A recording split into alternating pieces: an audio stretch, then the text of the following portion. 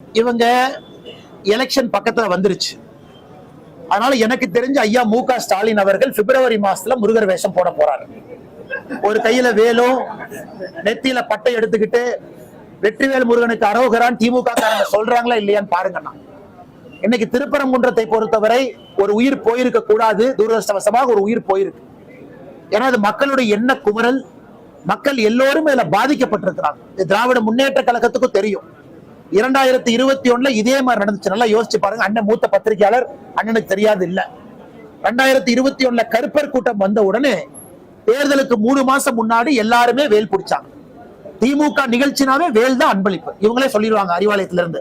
யாராவது தலைவரை பார்க்க வந்தா நல்ல வேலா, வெள்ளி வேலா பார்த்து வாங்கிட்டு வாங்கப்பா, சாதாரண வேலா வாங்கிட்டு வந்துடாதீங்க, வேலா கொடுங்க. எல்லாருமே அறிவாலயத்துல 2021 தேர்தலுக்கு முன்னாடி 3 மாசம் வேலா மட்டும் கொடுத்தாங்க. அந்த வேலை இவங்களும் பிடிச்ச புகைப்படம் இருக்கு. ஆனா தமிழச்சி தங்கப்பாண்டியன் அவர்கள் மக்களுடைய மூட புரிஞ்சுக்கிட்டாங்க. ஓகே, நாம தென் சென்னையில எம்பி ஆகணும், நம்ம தென் சென்னையில யாராச்சும் 2-3 எம்பி வரணும்னா நமக்கும் கடவுள் பக்தி இருக்குன்னு காட்ட வேண்டும் என்பதற்காக பண்ணியிருப்பதாக நான் பார்க்கின்றேன்.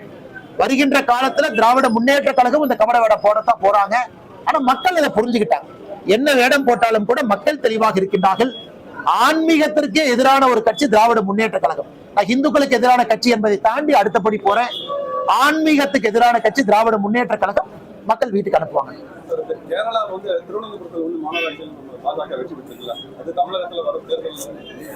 கேரளாவை பொறுத்தவரை நல்லா புரிஞ்சுக்கணுங்கன்னா, கேரளா நான் பிரச்சாரத்துக்கு நிறைய போயிருக்கேங்கன்னா அந்த காரியகர்த்தர்களோடு பழகக்கூடிய வாய்ப்பு எனக்கு இருக்கு. அவங்க வித்தியாசமான காரியகர்த்தர்கள், ஒரு துணிவோட நிப்பாங்க. ஒரு நாள் இல்லை என்றால் ஒரு நாள் பாரதிய ஜனதா கட்சி ஆட்சிக்கு வரும் நிக்கிறவங்க கேரளா காரியகர்த்தர்கள். அதுக்காக ஏகப்பட்ட உயிரை கொடுத்திருக்கிறாங்க. இந்தியாவில கேரள மாநிலத்துல RSS இயக்கமும் பாரதிய ஜனதா கட்சியும் கண்ணூரில் இருந்து பாலக்காடு வரை அவர்கள் கொடுத்திருக்கக்கூடிய உயிர் பலி என்பது எந்த மாநிலத்துல யாரும் கொடுக்கல. இன்னைக்கு அதே உயிர்ப்பு தமிழ்நாடு காரியகர்த்தா இருக்கு. நாங்களும் இங்கே ஒரு நாள் இல்லை என்றால் ஒரு நாள் இங்க ஆட்சிக்கு வரணும் அப்படின்னு. கேரளாவை பொறுத்தவரை ஒரு நாள்ல நாங்க வரலீங்கன்னா, 2020 உள்ளாட்சி தேர்தலில் திருவனந்தபுரத்துல 35 சீட் இருந்தோம். 35 சீட்டு அதிகாரப்பூர்வமான எதிர்கட்சி. நாங்க அதிகாரப்பூர்வமான எதிர்கட்சி. கம்யூனிஸ்ட் கட்சி 50க்கு மேல அவங்ககிட்ட கவுன்சிலர் இருந்தாங்க, கம்யூனிஸ்டுடைய மேயர் இருந்தாங்க. மொத்தம் 100 கவுன்சிலர்ல 35 பாரதிய ஜனதா கட்சி. நாம எதிர்கட்சியா இருந்தோம். எதிர்கட்சி தலைவர் உள்ளாட்சியில நம்மகிட்ட இருந்தது. கார்பரேஷன்ல படிப்படியாக உழைத்து 5 ஆண்டுகள் உழைத்து 35ல இருந்து 40 வந்திருக்கோம். இன்னைக்கு நாம அங்க கேரளாவுடைய தலைநகர்ல திருவனந்தபுரத்துல நாளைக்கு முதலமைச்சரே போனாலும் முதலமைச்சர் போடுகின்ற முதல் வணக்கம் ஒரு பாரதிய ஜனதா கட்சியினுடைய மேயருக்காகத்தான் இருக்கும். ஏன்னா கேபிட்டல் சிட்டி. இன்னைக்கு பாரதிய ஜனதா கட்சியினுடைய மேயர் வந்திருக்கு. தமிழ்நாடும் அது நடக்கும். தொண்டர்களுக்கு பசி இருக்கு. ஒரு இயக்கத்துக்கும் அந்த வெறி இருக்கணும். தொடர்ந்து நிக்கணும், எலெக்ஷன்ல நிக்கணும், தனியா நிக்கணும், வெற்றி தோல்வியை பார்க்க கூடாது, படிப்படியாக வாக்க உயர்த்திக்கிட்டே வரணும். கேரளா இன்னைக்கு செஞ்சிருக்கிறாங்க. ஆனால் நிச்சயமாக 2026 சட்டப்பேரவை தேர்தலும் கேரளால பெரிய எண்ணிக்கையில நான் சட்டமன்ற உறுப்பினர்களை தனிப்பட்ட முறையில எதிர்பார்க்கிறேன். காரணம், அடிக்கடி கேரளா சுற்றுப்பயணம் பண்றதுனால நிச்சயமாக தமிழ்நாட்டிலும் அந்த வாய்ப்பு வரும். அதற்காக நாங்கள் காத்து கொண்டிருக்கின்றோம். இன்னைக்கு பாரதிய ஜனதா கட்சியினுடைய தலைவர்கள் என்ன சொல்லி இருக்கின்றார்களோ, தொண்டர்கள் அந்த வேலையெல்லாம் நாங்க செஞ்சுக்கிட்டு இருக்கோம். ஒரு நாள் அது தமிழ்நாட்டிலும் அது நடக்கும். அதற்காகத்தான் நாங்கள் அந்த கட்சியில வாழ்ந்து கொண்டிருக்கின்றோம். அதற்காகத்தான் இந்த கட்சியில பயணம் செய்கின்றோம்.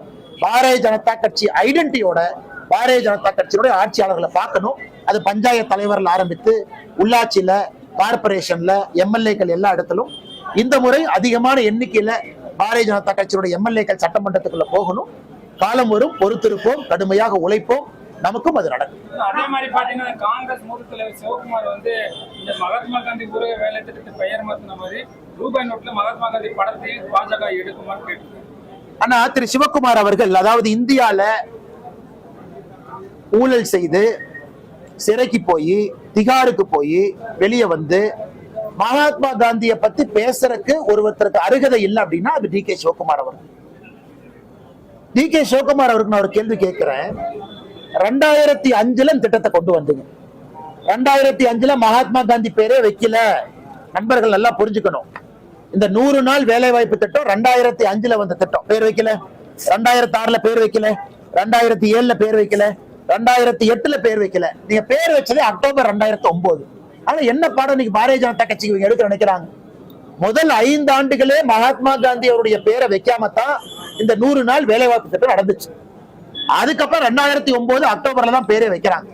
ஆனா பாரத பிரதமர் நரேந்திர மோடி அவர்கள் ஆட்சி அமைத்து 2014 ஒரு பெரிய திட்டமான ஸ்வச் பாரத் மிஷன் SBM, அந்த பெரிய திட்டத்திற்கு நாங்கள் வைத்த முதல் பேரே மகாத்மா காந்தியினுடைய பேர் இன்னைக்கு இருக்கு. இன்னைக்கு திட்டத்தினுடைய தன்மை மாறி இருக்கு. 20 ஆண்டுகள் திட்டம் கிராமப்புறத்தில் இருக்கக்கூடிய வறுமையை ஒழிக்கணும், அதான் 20 ஆண்டுகளுக்கான திட்டம். 2025 இதனுடைய கூர்மைப்படுத்தி இருக்கிறாங்க. விக்ஷித் பாரத், வளர்ந்த ஒரு பாரதத்தை உருவாக்கணும். அதற்காகத்தான் விக்ஷித் பாரத் அப்படிங்கிற பேர் அதுல வந்திருக்கு. அதிலும் நீங்க நல்லா உத்து பாத்தீங்கன்னா ராம் அப்படிங்கிற ஒரு சப் நேமும் உள்ள இருக்கும். ராமனுடைய பக்தர் மகாத்மா காந்தி. இறக்கும் பொழுது கூட தீய சக்தின்னு சொல்றாங்க. பாரதிய ஜனதா கட்சியும் தீய சக்தின்னு பல காலமா சொல்லிட்டு இருக்கிறோம். அதனால இது ஒன்றும் தீய சக்தி தான் திமுக. தீய சக்தின்னு ஒரு வீட்டில் இருக்கக்கூடிய பெண்மணி இன்னைக்கு சொல்றாங்க. எனக்கு அதான் முக்கிய காரணம். இந்த சினிமா ஸ்டார் சொல்றாங்க, பெரிய அரசியல் தலைவர் சொல்றாங்க, பெரிய ஒரு உயரத்துல இருந்து சொல்றாங்க. வீட்டில் இருக்கக்கூடிய ஒரு சாதாரண பெண்மணி, வீட்டில் இருக்கக்கூடிய மிடில் கிளாஸ் ஒரு பெண்மணி, அவங்க இன்னைக்கு திமுகவை தீய சக்தின்னு சொல்றதை நான் கேட்கிறேன். எனக்கு அது பெரிய வார்த்தை. ஏன்னா இன்னைக்கு சாதாரண அடித்தட்டு மக்களுடைய வாயிலிருந்து திராவிட முன்னேற்ற கழகம் தீய சக்தின்னு சொல்ல ஆரம்பிச்சிருக்கிறாங்க. அது வாக்கு பெட்டியில EVM மிஷின்ல அது மாறும். அதனால் திமுக தீய சக்தி என்பது ஊரறிந்த ஒன்று. யாரோ ஒருத்தர் மேடையில சொல்லித்தான் தெரியணும்னு அவசியம் இல்லை. புரட்சி தலைவர்ல எப்பவோ அதை சொல்லிட்டாங்க. தீய சக்தி என்கின்ற வார்த்தை அது திராவிட முன்னேற்ற கழகத்தினுடைய அடையாளம். அதுல எந்த மாற்று கருத்து இல்லைங்க.